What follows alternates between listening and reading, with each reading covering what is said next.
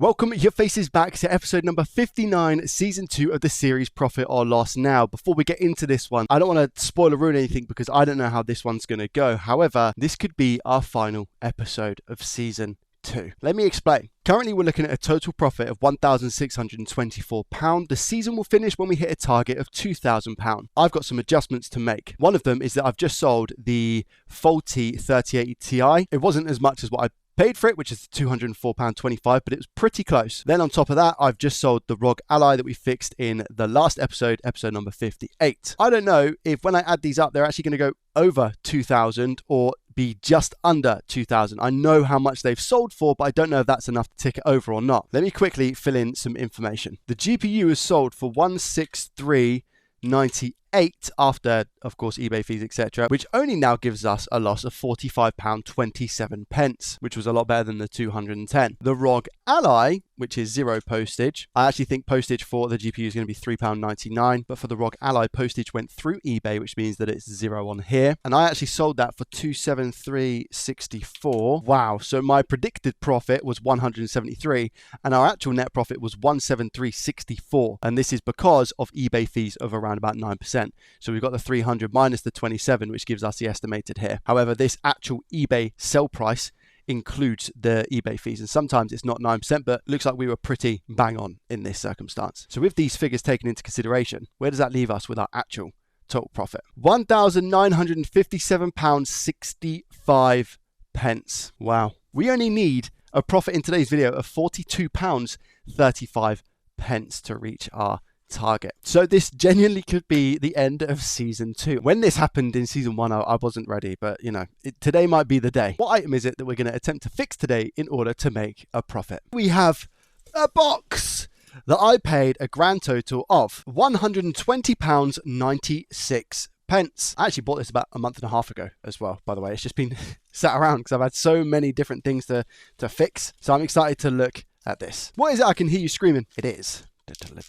I'm not sure how I'm going to feel about it, to be honest. It is an Xbox Series X. Now, the reason this has been listed as faulty on eBay is because it says it turns on but turns off after a few seconds, was working perfect until the fault. Has been cleaned inside to no avail, so it has been opened before. The good thing is that we now have UART for the Xbox consoles that we can use to hopefully diagnose a beep on, beep off scenario. Now, in most cases, I would have usually avoided this, but bear in mind it's going for £120, which for me is relatively cheap still, and the fact that it's not complete guesswork now that we have this tool available, I thought this would be a really good opportunity to make a profit. Am I wrong? Probably. Even though we have the box, etc., it is... What on earth am I seeing here? Is that a mod attempt at like an SD card slot on an Xbox Series X? Or is that just that somebody has run a soldering iron over the plastic? What on earth am I seeing? And do you know why I'm so confused? Because the actual condition of this, as you can see from like the rest of the angles, is okay. I'm not going to say incredibly good, but I'm going to say okay. Better than okay, actually. So why on earth has somebody taken a soldering iron to the front of it? What's going on there? That's what it looks like to me. I could be completely wrong, but that's definitely some sort of burn mark where something's been stabbed and dragged. Let's see what happens and replicate the issue, shall we? I really hope it doesn't blow my electrics. I've got a fear of Xbox Series X's, to be fair. Let's go. Okay, let's see what happens. Power on. We get power. Ooh, okay. Turns off pretty quickly as well. Wait, okay. So it is definitely a beep on, beep off. I don't know anything more than that, so I'm just going to say, let's get it opened up and see what the situation is on the inside. Before we get into taking this apart, a big shout out to today's video sponsor, PCBWay. Are you somebody who needs custom parts quick time? PCBWay makes it ridiculously easy with their instant quote tool. Just upload your Gerber files for the PCB and you are ready to go. The customization on this website is unmatched. They don't just do PCBs either. They offer CNC machining, 3D printing, sheet metal fabrication, and even injection molding. It's all there for the taking. And if you're personally stuck for ideas on what to make or just love a good browse, check out their shared projects and online shop, packed with community builds and parts ready to order. Hit the link in the description and give it a try. I have to take the sticker off because there is no sticker. And I wonder how good they've actually put this back together. That's always going to be a question, isn't it? Albeit a bit dusty. It looks like how they've put this back together seems to be okay, as far as I can tell. Screws seem to be back in the correct place, which is always a bonus. That's in there really, really good. Wow, I can't get that out. How on earth is that in there so like well? I'm not able to get that out. Hey, are these two out? Oh my gosh, that was so difficult. Somebody has really screwed these in hard. Wow, that was really... I think I've hurt my wrist on that, to be fair. Okay, this is a problem. A big problem. But none of the other screws were like this, so why on earth is it just these ones that are? Oh, I can't... It's just threaded. Let me try it on the bottom one. I really had to push it. Really, really, really had to push it. I don't know if I'm going to be able to do this on this one, because this one's threaded.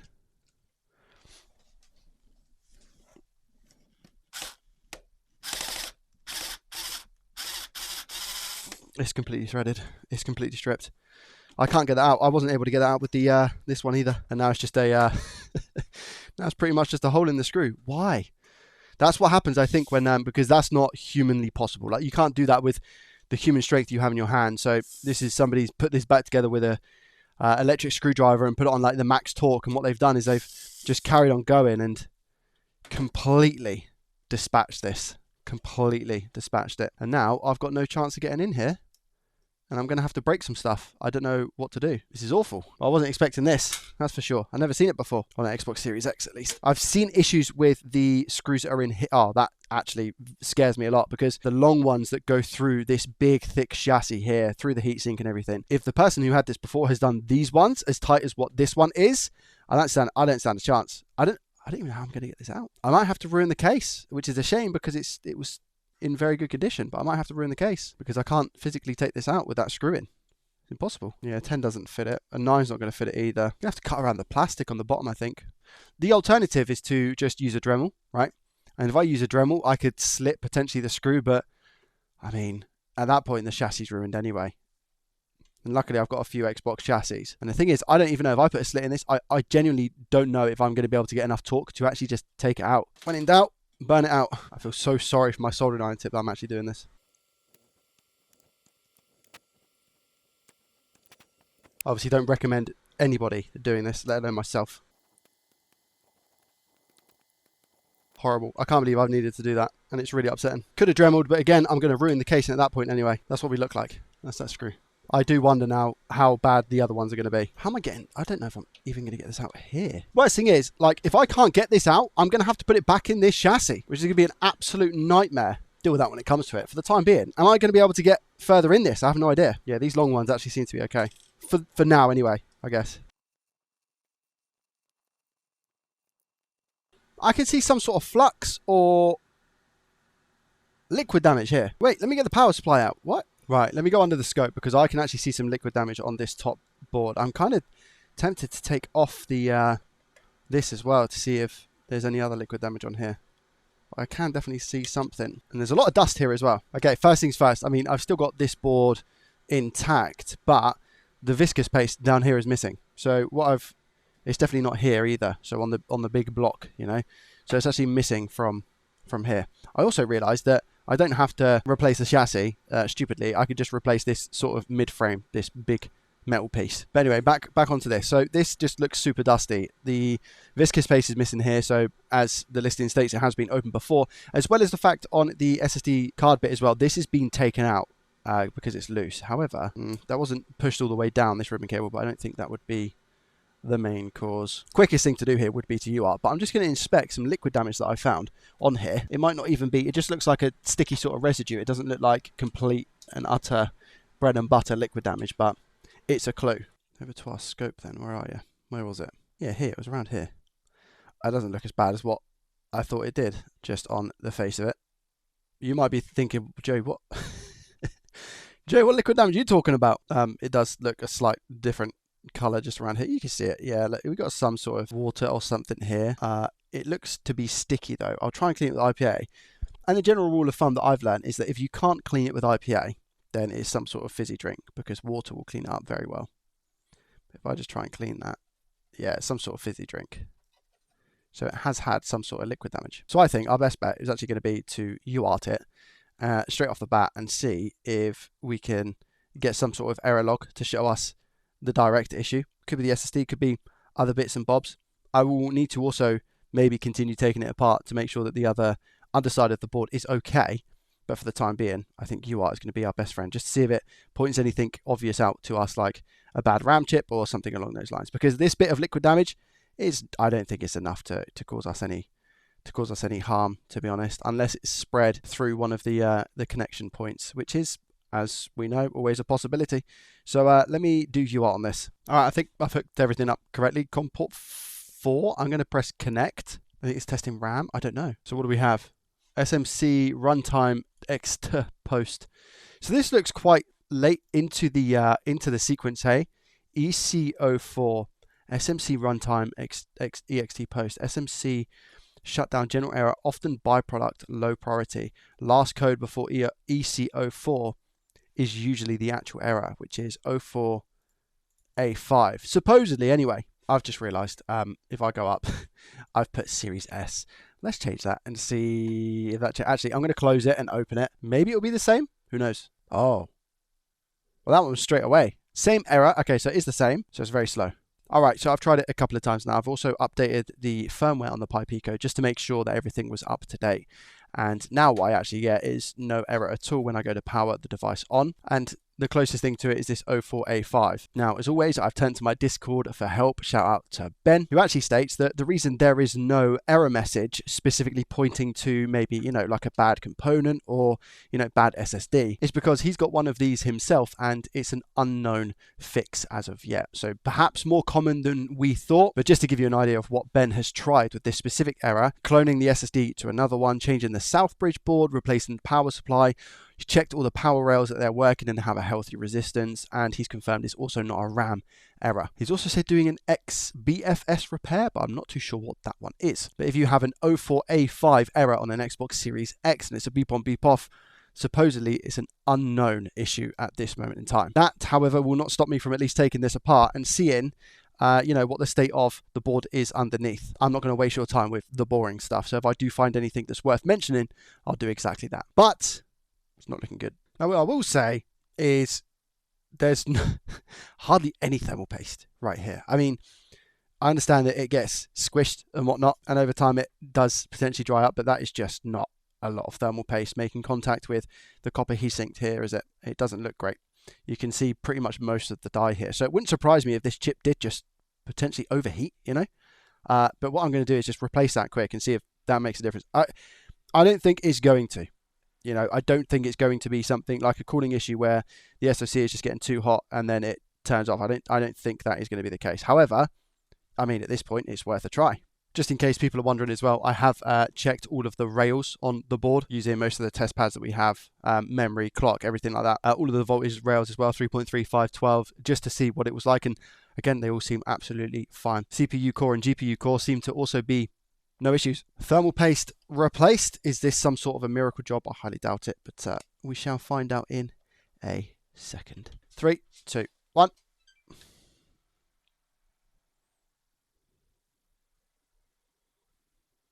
No, just off. Kind of had me for a little bit there, But no, it just goes off. Ready? Yeah, there we go. The beep on beep off. So it's exactly the same. I don't know if the lack of thermal paste has just fried the APU. I'm not too sure, considering that Ben's also got had the fault as well and changed a bunch of different things. We've again checked the voltages and the resistance on the voltage rails to confirm that all of those rails are good as well. Yeah, this one seems pretty doomed. I don't want to waste any more time looking into this if somebody who is legitimately an expert in this field is saying that he hasn't found a fix for it. And I've done my basic checks. I've also sent him the picture of, the little bit of what I think is water damage, but I've tested in diode mode around that transistor, and it doesn't seem to be anything worth looking into any further. Definitely, however, worth keeping hold of. I don't think I'm going to sell this because Xbox Series X power supplies are so expensive as is, and to buy the whole console for 120 seems to be a good steal, especially at the moment. And if we've confirmed also that the RAM is all good, and Ben's had a look at the SSD on his one that he's got an error on, and the SSD's been fine, I've potentially also got the SSD and a bunch of RAM on this board as well, which is amazing. But I also might dive into it a little bit more on a live stream as well. Well, I can't leave it there, can I? I do have another console for today's episode, but it's going to take a miracle profit to actually finish the season at this point. In the description, I'll leave a link to all the PiPico stuff and UART for the Series X, along with any of the tools and stuff that I use, affiliation links, so that if you see anything that I'm using in this video you think might be beneficial for yourself, there will be links down below in the description. On to the next device. Wish me luck. I paid £160 for this faulty PlayStation 5 Slim Disc Edition. Now, I've not actually ever messed about with a PS5 Slim Disc Edition, so this is actually technically a first, and I've not really worked on many of these consoles in general, so I'm excited to get my hands on them. And I feel like there's more flooding into the market now because, you know, we're outside of that year period where warranty would have been covered, so perhaps we might be seeing more of the slim versions, which is really cool. And I think £160 for this console at the moment is pretty good going. Now, I personally don't know about the description from this seller. PlayStation doesn't turn on. I purchased it with just having a faulty HDMI port to find out it doesn't turn on at all. And then I've tried everything in my skill base to try and get it to turn on, but no luck. So am I scared right now? Absolutely. So that would tell me that it has been opened before, even though I've not looked, and there wasn't pictures to show if it had been opened before or not. So I guess let's do that. I think, yeah, okay, so unclip this first, and then I think do we just unclip this part? I don't know. Because again, I've not dealt with one of these. I don't want to break the disk drive, perhaps. Time for YouTube. Oh no, supposedly it is just on the corner. Maybe I've got my angles wrong. Let me try and pull up. Ah, you pull up on the corner. So I'm trying to lift it from here, and it's quite important that you do it from here, I think. There we go. Well, that was 10 times easier. I've got a disk drive, so I'm happy with that. Let's see what happens when I go to power it on. They said no power. Is it specifically no power, or is it a beep on, beep off? Let's see. 1, 2, 3. Yeah, literally a no power. I think I've got some power supplies for these as well. So, you know, worst case scenario, and I'm pretty sure I'll be able to test for 12 volts on that connector, but I don't know what pin it's going to be. So I'm going to continue taking this apart if I know how to. I still don't know where the screws go back, so I'll use one of my screw mats here. I think it's pretty self-explanatory. My mind instantly goes, if they were told it was a faulty HDMI port, maybe there's a short on the retimer, the encoder IC. Perhaps, anyway. A man can wish. It's as simple as that. I hope this is a truthful seller. We had, it was 1,200 bits of feedback on their page, so I really hope it was somebody who is not telling porkies. Happens way too often in the eBay world. Disconnect our fan. Now I should be able to just lift this out. Oh! Somebody's done UART! What? Why would you do UART on a... first of all, why would you do UART on a no power console? Because that won't do any good. It needs to be like a beep on, beep off for the Southbridge to actually register the codes. But somebody said they've used their skill set for this. How high indeed is their skill set? If they've done UART, that tells me the bar is pretty high. Do you know what I mean? Unless they have potentially skipped over a bunch of different things, like simple things, because it can happen to the best of us, even on our good days, you know? So maybe there is hope. Maybe. I've got to hold on to something for this episode. I have to. All right, first looks under the hood. Okay, I don't necessarily think I can see any... I can see the HDMI port has definitely been changed out, so that's something we're going to look out for. But I can't necessarily see any flux residue over by the SSD controller, which is nice. These are the more expensive SSD controllers, I believe. But I will confirm that in a little while. Disconnect this. Whilst I'm here, I'm just going to measure for voltages and see if there's a specific rail that we seem to be missing. Let's have a look. Now, a lot of this is kind of back to front from the other boards, isn't it? So I'm just going to check. Do we got our 12? Okay, we do have our 12 volts. It was just because there was factory flux here. We do have our 12 volts. Okay, cool. Need to try and remember where some of these voltages are. 12 volt over there as well. HDMI ICs around here. Do we get a 5 on here? No, we don't get a 5 on here. And I'm pretty sure that's where we're meant to get a 5 to a 5. So I think we have a 5 volt short. Perhaps. There's our 3.3. Well, we wouldn't get 3.3 without our 5, right? Oh, there's our 5. An IC that takes the 5 volt from here and carries the 5 volt over. But sometimes in standby mode, that doesn't happen. But we do get 5 volts on a bottom leg of the IC down here on the opposite end. So that might actually be okay. So we got our 5, we got our 12, we got our 3.3 that I've just seen. Okay, let me check some of the fuses, I guess. Because we can have those voltages, but not present in other areas of the board. We've got 600 ohms here, but we've got 200 ohms on another cap on the back of the Wi-Fi IC. I'm going to go ahead and say that's normal at this point because we get a reading at least. I'm just having a little bit of a prod, see if anything jumps out at us immediately, which would make my life a lot easier. Let's go F3501. That's fine. F7001. 8 ohms. Well, that's not. And F7002 is 3 ohms. What about my leads? Okay, my leads are now down to 1.5. So I should see 1.5 here. Okay, I get 1.5. It was my leads messing up a little bit. F7004, where's that? Just here. Let's check this one. Yeah, we get 1 ohm there. F7003. 700 ohms, is that? I was looking in the wrong place, I think. Yeah, that's fine. We got an F5401, which I believe is the disk drive fuse. Okay, that all looks... Oh, there's one more here. F7005. That's all good as well. Okay, so everything on this side of the board seems to be A-okay. So what I need to do now is take it apart and inspect the back of it to see if there's anything else going on. Maybe something, hopefully, a little bit more obvious. I'm hoping for just a short, because that would, again, just be easy work. Lovely jubbly. But so far, it's not looking too promising. It could also be a south bridge or a bad SSD controller based on just a no power. So let's see where this rabbit hole takes us. I will mention I'm seeing quite a lot of discoloration around the HDMI port. I'm just trying to think if perhaps there's been a lot of excess heat there, and that is potentially maybe burnt through one of the layers internally. I have to obviously consider that being a thing. Anything at this moment in time is indeed a possibility. Let's go under the scope and take a look around. Okay, so I have a bit of an update. I can't even remember the last time that I actually spoke about this PS5. You might be thinking, Jay, why have you got some things attached? Well, let me explain. I probed all around the board. I couldn't find anything anywhere. No shorts, all fuses are good. The only thing I could see is I was using my thermal camera and I could see the SSD controller being about 30 degrees. And I could also see the south bridge, which is on the back here, being around about 35 degrees Celsius, which is normal behavior. And there wasn't any heat spots, right? So it wasn't like a dedicated spot on the south bridge, nor the SSD controller that was getting hot. It was right in the middle. So you would go ahead and assume that they are okay. Also checked for shorts everywhere in terms of on the back of the south bridge, the SSD controller pretty much covered the whole board. And I was thinking, well, why is it not working? I thought I'd inject voltage, and when I injected voltage 12 volts, I got 240 milliamp hours. Now, from my experience, not working on these boards, but the 030s, the 020s, 010, etc. When you boot on those, they go up to around about 320 milliamp hours.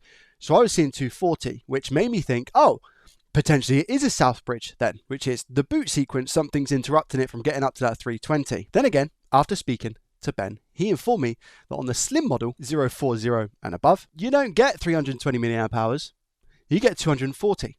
So it wasn't even a red herring. I would say I was just being a little bit of a not even moron, I just inexperienced with this board and the boot sequence. So if you do get a 240 milliamp hour boot when you inject 12 volts into this board, then assume that, to be honest, everything seems to be normal. That's when I thought, okay, potentially it's power supply. That's where our issue might be.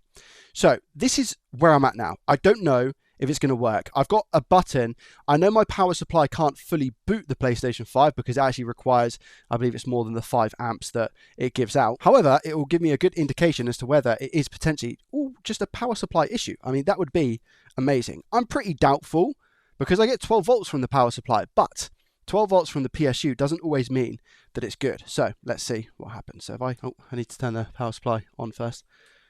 So again, I might get a little spark. Yeah, I do. So I can see the power supply go up to, about 220 or so. Oh, I've just slipped off. Let me do that again. There we go. Yeah, 220 and just hanging around about there. So I'm going to now try and give this power. See if it works.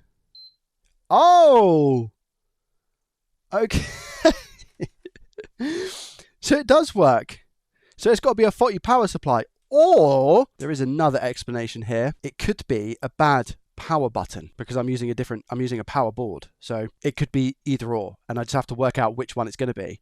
But that's really, really good. And I'm just hoping now that actually this display where they've done the job on the HDMI port is working, and I should have a fully working board. If it is just a power button at the front, that'll be an even bigger win because then I get to keep a power supply spare rather than having to use it for this job. But I mean, if I do quickly take you under the scope, how hopeful am I that this HDMI port is going to be okay? I don't know. We are missing the tiny cap that just sits below it, and it looks like there has been some sort of a trace repair. However, there is solder going all the way up the legs. I feel like that's quite important in terms of stability for the port. I am just going to quickly check and make sure that the pins are strong, because if the pins are strong, I don't really necessarily have to worry about anything here. I mean, they seem it. Oh, that one's a bit... Is that ground? No, I think... Well, I might give this the benefit of the doubt because it might be attached to something. I actually think this is ground because this is this data line, and I believe this is on the data line next to it. Yeah, I think that was ground, so that's okay to be as is. That's ground as well. That's all good. Okay, so this technically should be all right. And if I look at the back, yeah, I mean, seems to be a-okay to me by the looks of it. Don't necessarily need to change anything here as long as it works. If it doesn't work, I might have to redo the port. But again, the job's not horrendous. So let's see if it actually powers on and displays, hey? So here I have a donor chassis with, as far as I'm aware, a working PSU.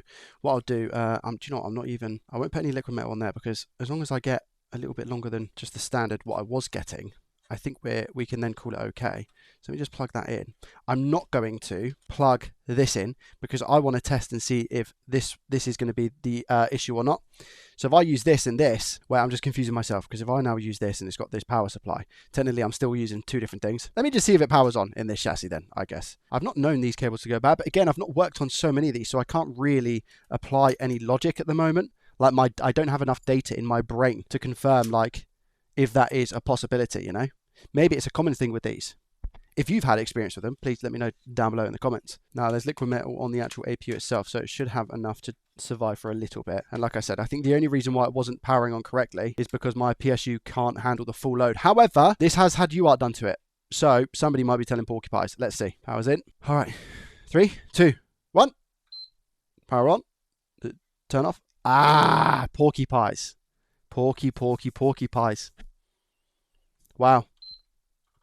I'm pretty sure this power supply is good, by the way. Okay, so somebody was telling fibs because they've done UART. Not good. And I don't think it's going to be because we don't have contact on the APU. I just don't think that's going to be the case. It should turn on a little bit longer than that, regardless of the situation. I still don't know whether it's going to be the faulty cable or whether it is the power supply, however. But we've got a different problem on our hands now, so I need to now hook up UART and see what's going on. Keyboard's run out of battery. I don't believe the timing. I'm going to clear first so I don't get any mixed messages or anything. Error log clear. Here we go.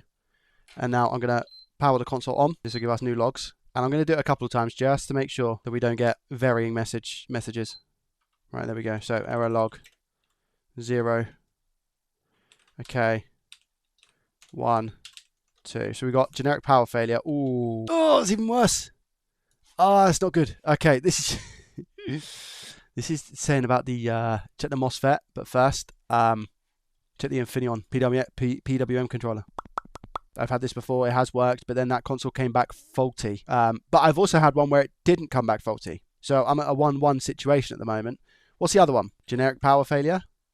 No error. Okay, no error and the Infineon chip. All right. I've changed out the Infineon chip before, like I said. I'm just worried about this because this might be telling us something that, you know, might really, really help, but it's just not, maybe it's not a popular code yet, which is why it's not being put in the database, you see. It'd be good if we could figure it out though. That would be pretty cool. But I'm also like, where is the Infineon chip? Because I'm pretty sure it's like here when it's, let me do that before I hurt myself. I'm pretty sure, yeah, it should be this side. So I'm going to go ahead and assume it's on the other side, just there. So I think, yeah, I think maybe the previous person was potentially telling porkies, and then they just gave us a different chassis maybe that had a bad power supply or something. I don't know, because they've done UART, so I can see that they've done UART. You know, here's the Infineon chip. Let me see if it's been changed. And I also wonder if I can use the older revisions for the Infineon, or whether because of the change in draw and stuff, I wonder if it is proprietary to this board specifically, or should I say more so the Slims. Yeah, tech repair gods do not want us to win today. That is for sure. That is for certain. Yeah, it doesn't look like it's been changed before, you know, so it could just be a quick swap out, and it does look a little bit faded. You know, it does look a little bit faded, almost like something's on it.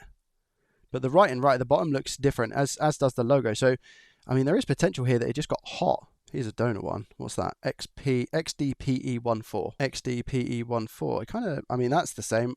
I need to cross-reference entirely, and then I can't see that bottom bit. H something. H2342. H2039. Okay. SY01. SY04. That says. I've got a 033 board here. And this is the one that we were looking at, and it is identical in terms of the actual layout.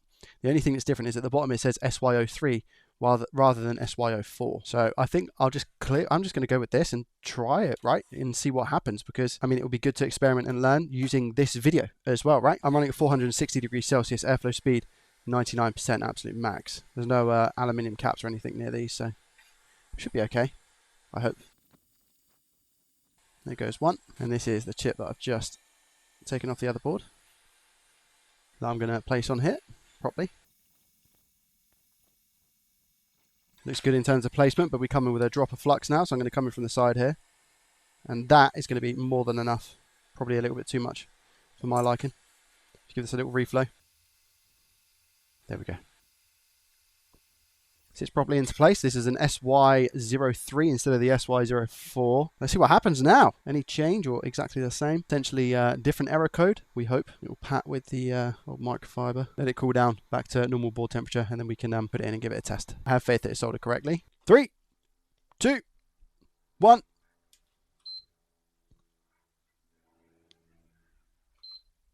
Same. Okay. I was hopeful.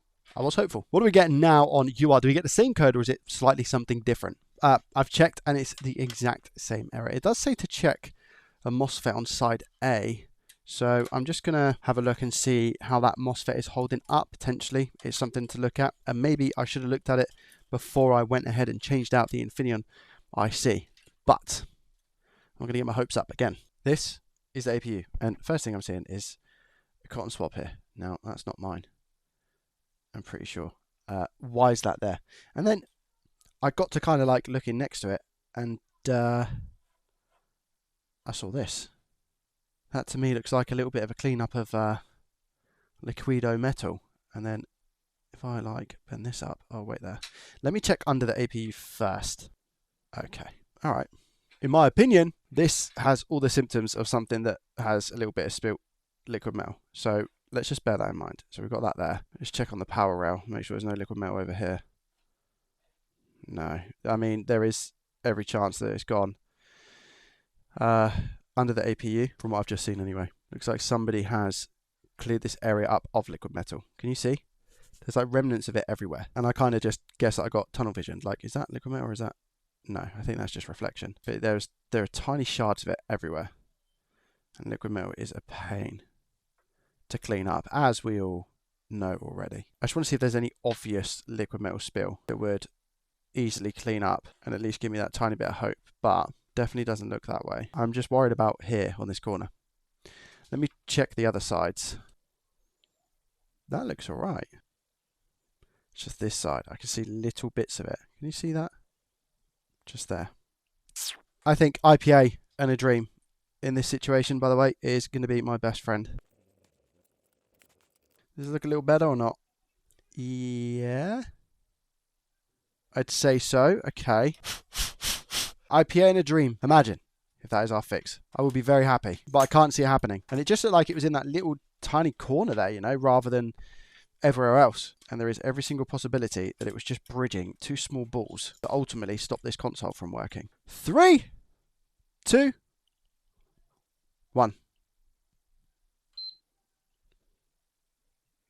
No, exactly the same. Beep on, beep off. Very annoying. Just checking for any cracks on the die. Is that one up there? The die seems fine from what I can tell. Yeah, all seems to be okay.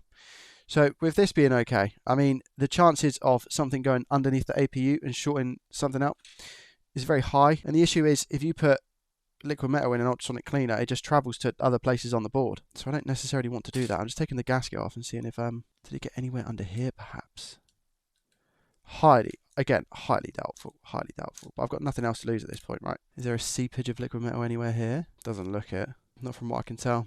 All right, well, this is becoming a lot less viable to fix now, isn't it? Because of how much time I've spent on it, which isn't great, considering I've not had a win today. That really, really sucks. But I'm going to go ahead and assume that this is some sort of liquid metal damage.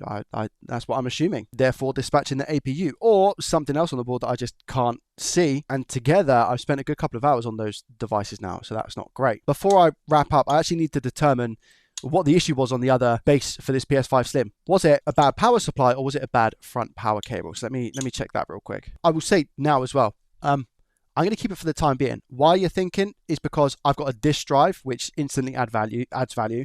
As long as I'm going to check the power supply, obviously that's not any good. But the SSD controller, the South Bridge on these newer boards, it is really, really valuable. I do just want to mention, I know that some people might say, well, I feel like you're just chucking away the end of season 2, Joey. This is just how the cookie crumbles with this series, profit or loss specifically. I bought 5 PS5 consoles recently in a job lot, and some of those are a slim. So this might come in very, very handy to turn a big profit with those if we even get to those consoles for season 2, profit or loss. Let's check the power button. Okay, I've just stripped down the other console that we bought faulty, and this is the power button for it. So this is essentially going to confirm whether our PSU is faulty or whether it was the front panel itself. Why am I plugging that in? Did it turn on? No. Wow. So it was the front power board. So the PSU is okay. There is a couple of bent pins on here. Wait there. It's common to get bent pins in these, but I mean, if it's the right pin, then you're not going to get that you're not going to get that power on, are you? Let's test this theory. And I also want to make sure it's plugged in properly. So here we go again. No power. And then when I plug this one in, just for testing purposes, wow, so there's something wrong with this. But the pins they look okay. They don't look any less scuffed than what they do on here. Something to do with one of the resistors on here or something along those lines then, I guess? Or is it one of the ports for the USB? Perhaps one of those shorted. Did one of these short? That's corrosion, my friend. So is in there, look. So these are shorting out, which is then causing the board to not work, right?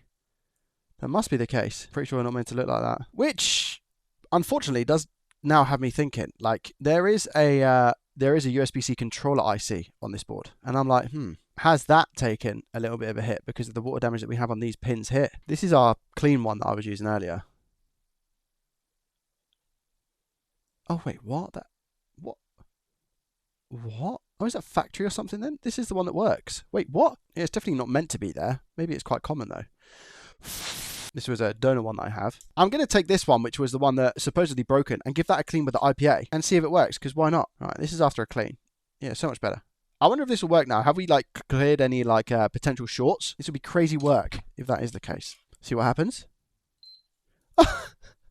We get a beep. I get a beep, but I don't get any lights. Wow. And then yeah, this one back in. We get the beep. Okay, hold on. I'm really curious now. I was going to end.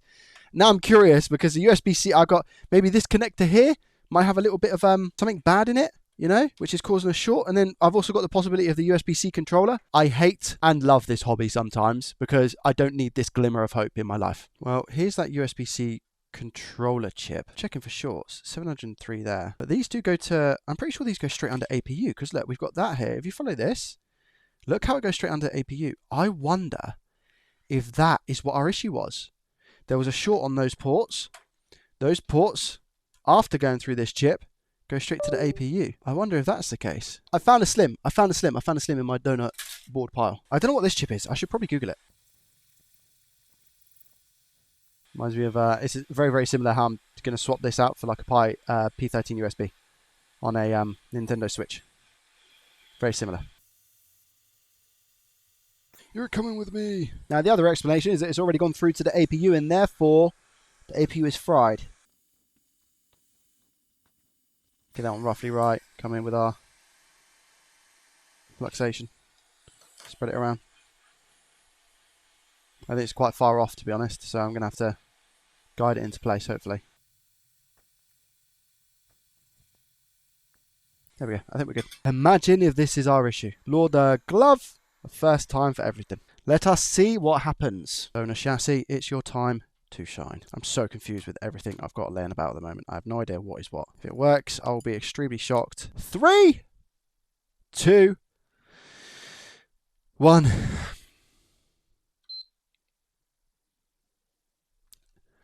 I genuinely thought my life was complete because it held for maybe a millisecond longer. I wonder if UART's going to be any different. Let me check that now. Shock. It's not different. It's exactly the same.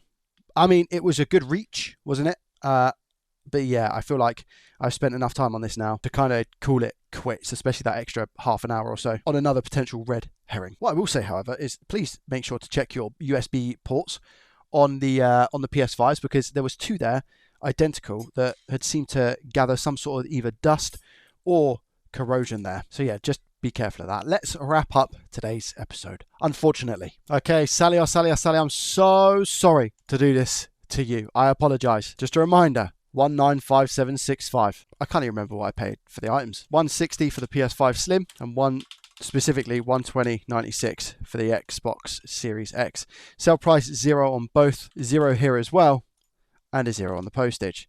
So altogether, bear in mind, like I said, I've got some stuff coming up and the power supply might come in useful, but the PS5 Slim board specifically might come in very, very useful. If I can use an SSD controller and a Southbridge to fix whatever it is, I've already paid for that board in profit pretty much. And I forgot to mention, we know that the power supply is good as well now. And I've got a disk drive. So all in all, 160 for the PS5 Slim is going to fix so many consoles going forward. And I don't have many of those donors. That's why I'm keeping it. With the Series X, £120 for the board and the power supply is more than worth just keeping it. I had a big struggle earlier on in this series with Series X power supplies, so I want to hold on to them when I can, because it's very common that they actually go. So with that being said, minus 280.96 today puts us back down to 167.69. But I know how quickly this can change, especially with some of the stuff that I've bought recently. I'm being a lot smarter when it comes to buying things, and I'm obviously annoyed that I wasn't able to finish Profit or Loss today. That would have been really cool. Even though I'm completely ill prepared, it still would have been nice to perhaps move on to new things, potentially a season 3 or something entirely different. Remember to check out the affiliate links down below. Thank you very much for watching today's episode. If you enjoyed, hit the thumbs up button, subscribe to the channel if you're new around here, and as always, I shall see you in the next one. Peace.